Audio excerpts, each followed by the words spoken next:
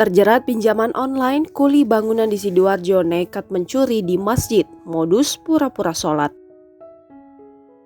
Kebingungan untuk melunasi pinjaman online, seorang kuli bangunan yaitu Edi Santoso nekat mencuri di rumah ibadah. Sebanyak 13 masjid dan musola di kawasan Sidoarjo dan Surabaya, Jawa Timur menjadi sasaran pria yang berusia 38 tahun itu. Setelah aksinya terekam oleh CCTV yang dipasang pengurus masjid, pria yang tinggal di Desa Pabean, Kecamatan Sedati, Sidoarjo itu akhirnya dibekuk polisi.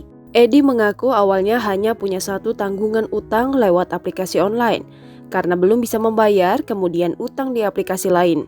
Hal itu terus dilakukannya berulang kali sampai akhirnya dia banyak memiliki utang sampai puluhan juta. Di sisi lain, kebutuhannya juga cukup tinggi, padahal pendapatannya sebagai kuli bangunan tidak seberapa. Sayangnya, dia memilih jalan pintas untuk mencukupi kebutuhannya itu. Dirinya menyatro di sejumlah masjid dan musola di Surabaya dan Sidoarjo. Terakhir, Edi mencuri amplifier di Masjid Al-Hikmat yang berada di Desa Pulungan, Kecamatan Sedati, Sidoarjo. Bermodus pura-pura sholat, dia beraksi menggasak barang elektronik itu saat suasana sepi. Dari rekaman CCTV, petugas melakukan penelusuran hingga akhirnya menemukan pelaku. Edi diringkus petugas saat berada di rumahnya. Dari situlah kemudian dilakukan pengembangan dan terbongkar bahwa pelaku sudah berulang kali beraksi. Setidaknya sudah menyatroni sekitar 13 masjid, musola dan rumah kosong di beberapa wilayah. Di Sidoarjo, Edi Santoso sempat menyatroni beberapa masjid dan musola di kawasan Sedati dan Buduran. Modusnya selalu sama, berpura-pura sholat, kemudian beraksi ketika suasana sepi. Cara menjualnya juga terbilang berani.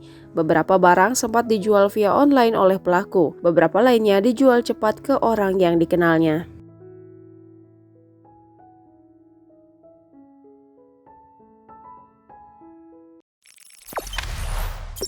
Jangan lupa subscribe, share, komen, dan like ya!